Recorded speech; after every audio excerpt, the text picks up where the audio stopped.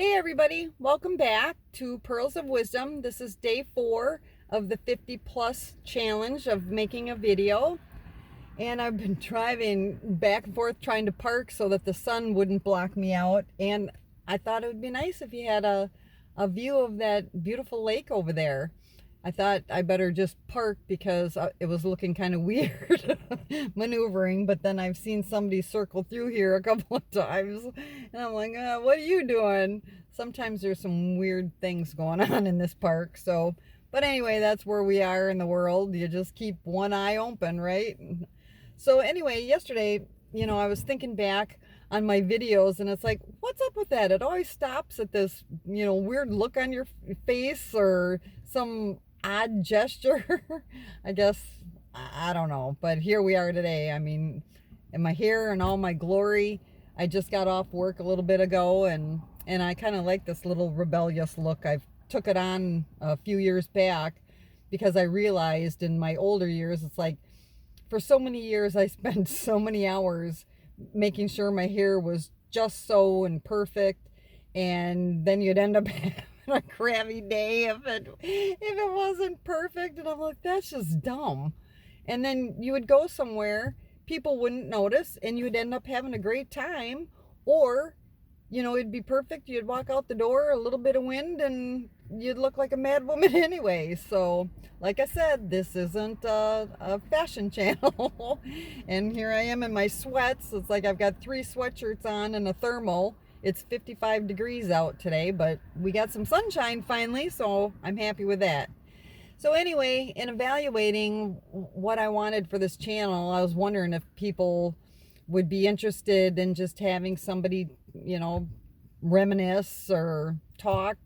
I would like to see this channel go and do some other things too. I think it'll be easier once people come on and we can exchange ideas, and I would like for you to know what it's, what it's like, what it's been in, through the years coming up to this point, for me, just all the changes that has evolved, in just seeing how life was like and what it's like now.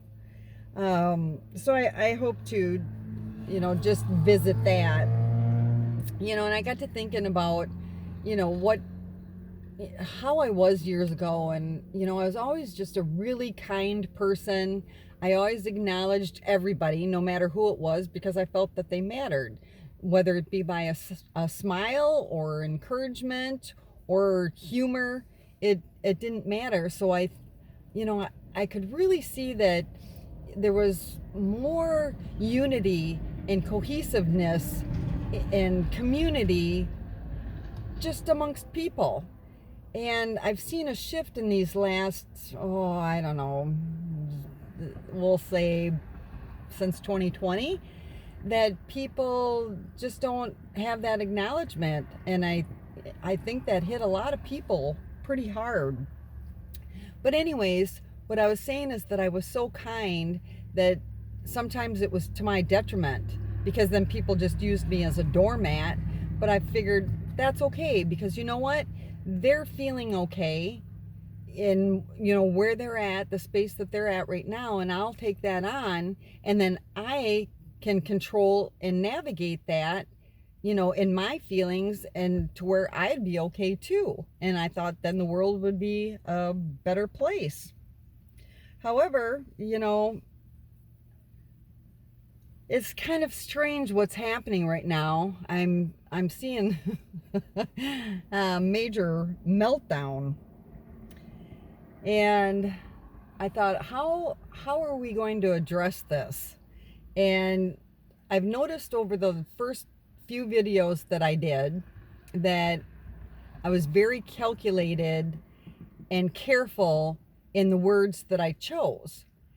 And then yesterday, all of a sudden, something inside me said, yeah, but you're not being authentic.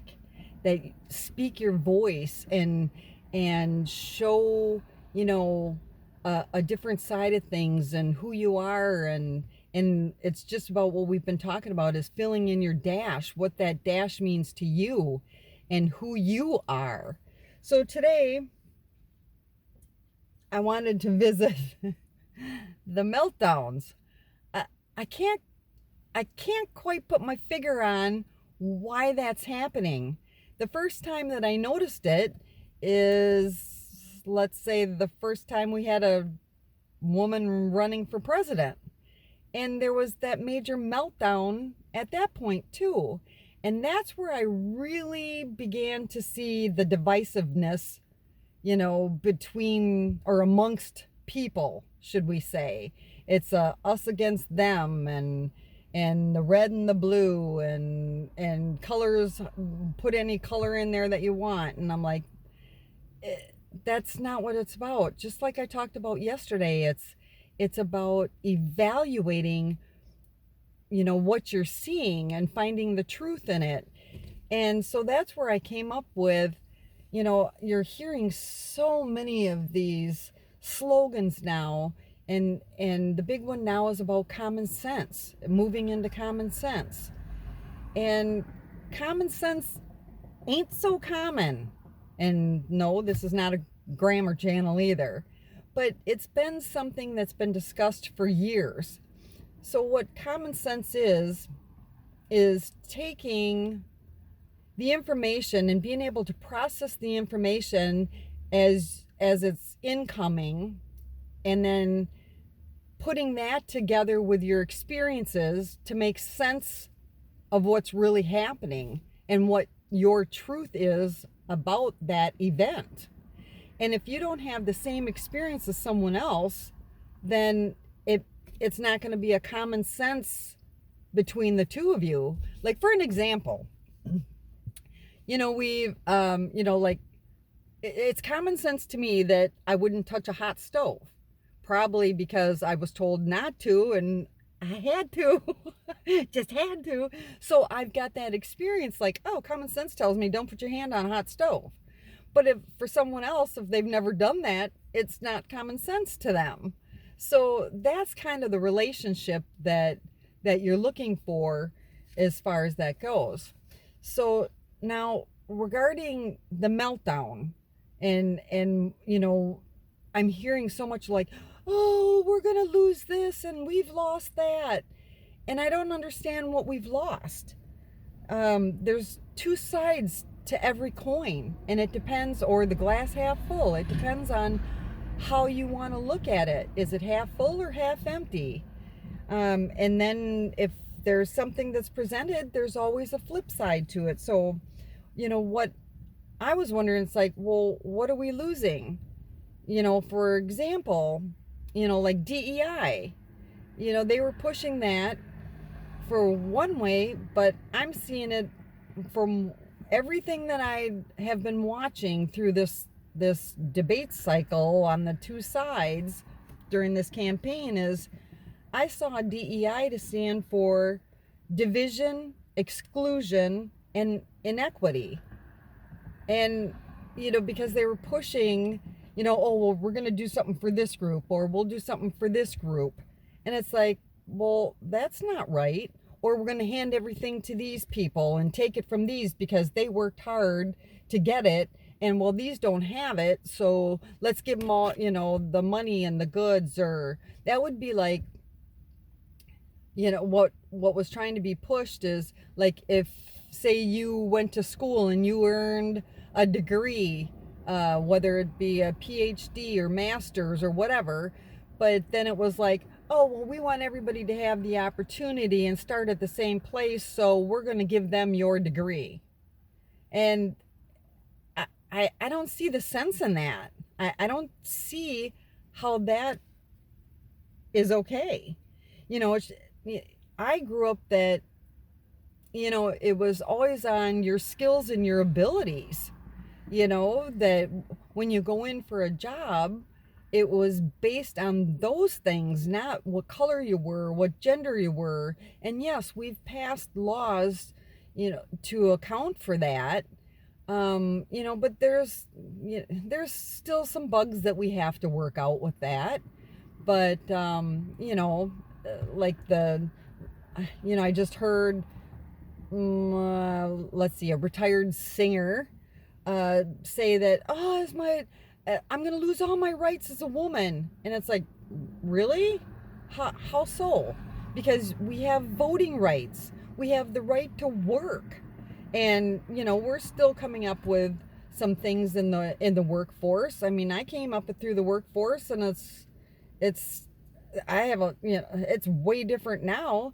There was always that glass ceiling and the good old boys club, and I was always being oogled and commented on certain physique parts, or slapped in the hind end, and hey, get me a coffee, toots. And you don't see that too much now. I would say, if ever. um, so I mean, I worked through that, and things are just so much different. So I can't see where people think that they're losing their rights. That's not happening. As far as a woman having a right to her body, that's a slippery slope in some degrees. But yeah, I mean, I want to have a say over what happens to my body. And I mean, abortion is a pretty triggered issue. And that's something as a society we'll have to work for. But you're not losing anything, because your voice is in the state.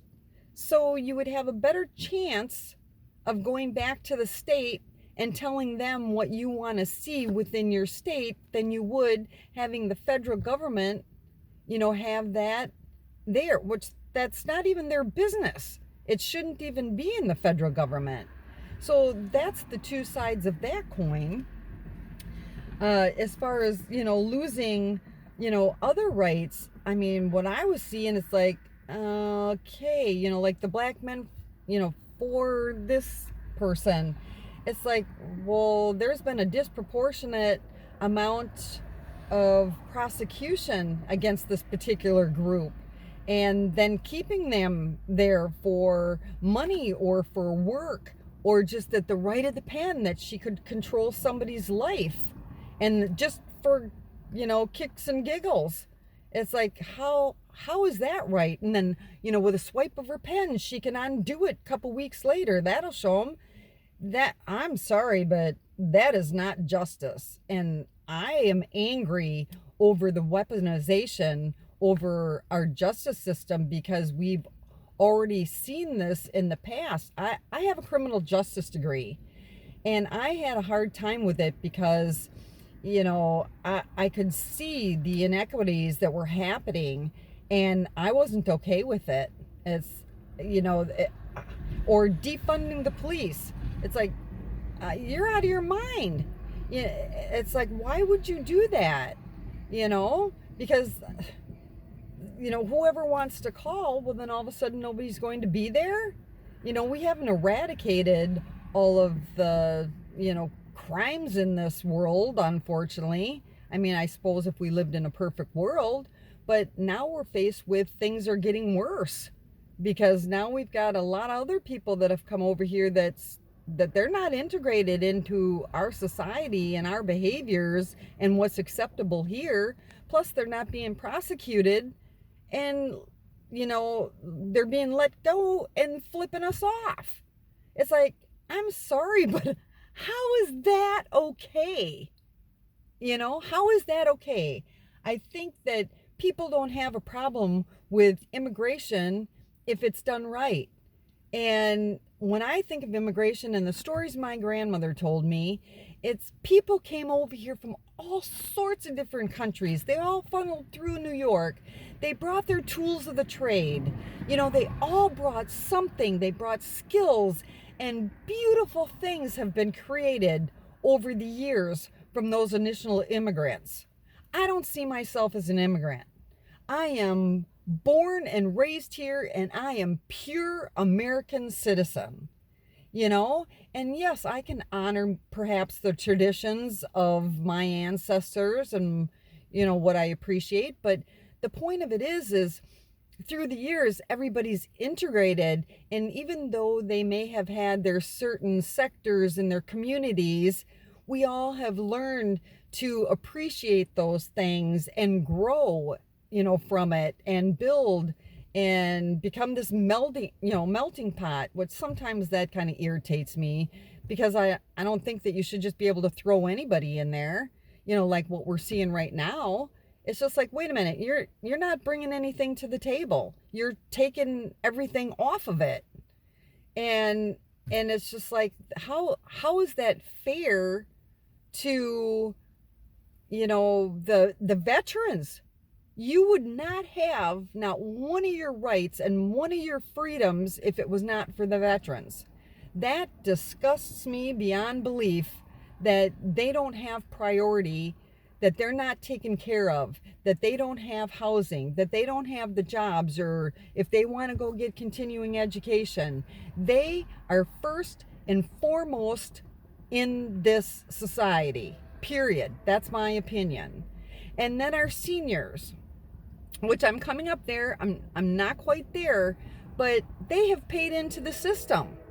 And so then they should be able to get back what they've earned, And so, with these things that it's like, I just don't see how we've lost, because now we can gain. We've got the promise of the seniors not being taxed, or that the veterans are going to get, all the help that they deserve, or prescription drugs are going to be lowered.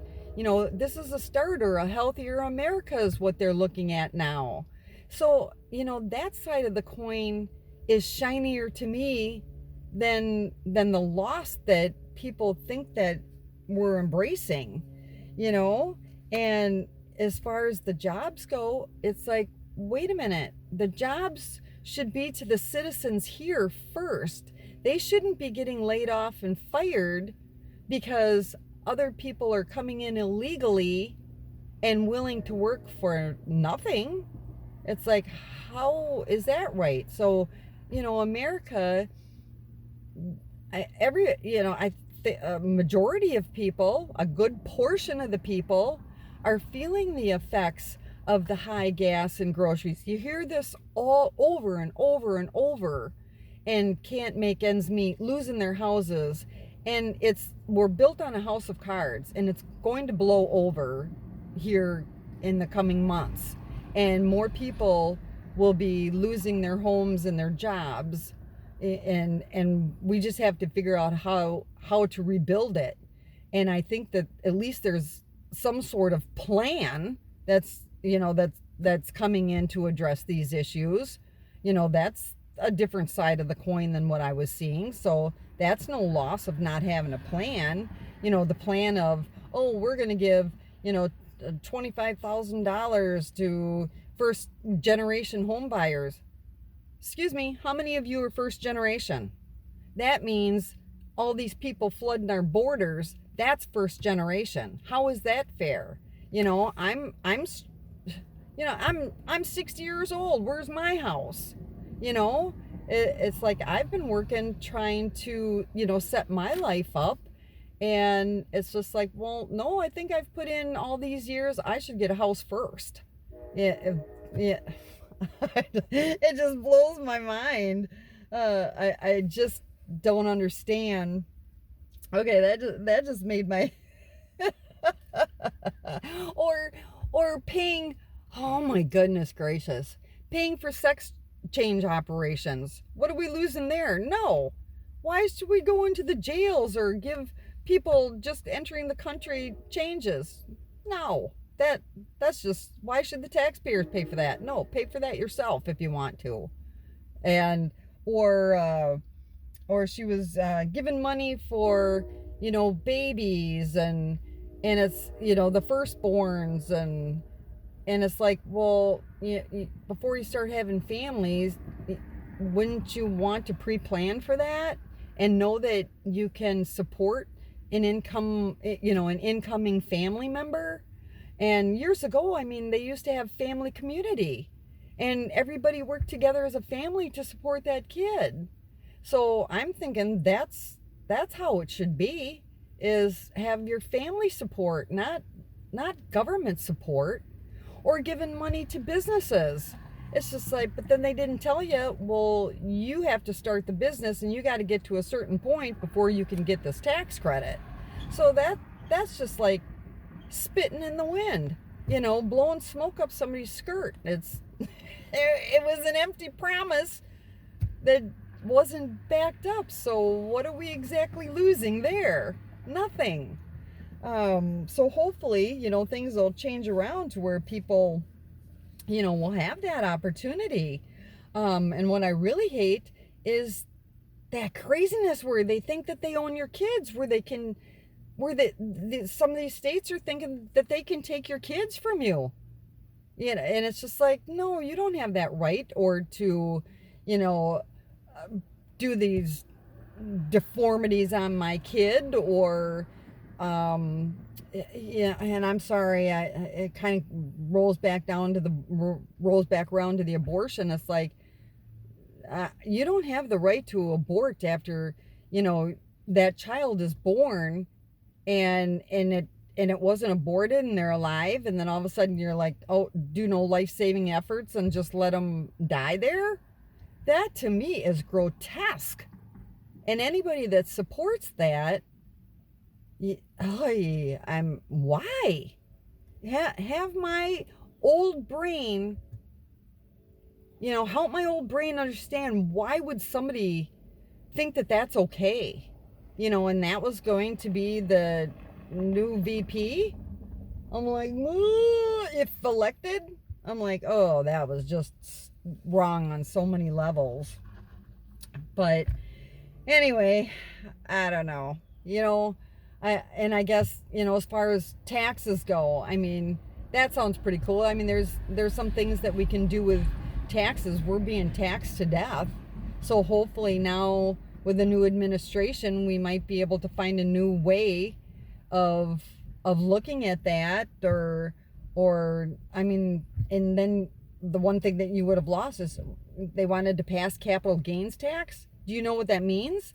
That means that, or unrealized, I should say, unrealized capital gains. So if you have a house, or if you've got a 401 or stocks or whatever you have, they can charge you taxes even if you don't sell it. So if you had a house and say it's worth $100,000, you would pay taxes on that 100. Well, if the value goes up, over the years that you own it, say it goes up to 300,000, well, now you're paying $300,000, or paying on that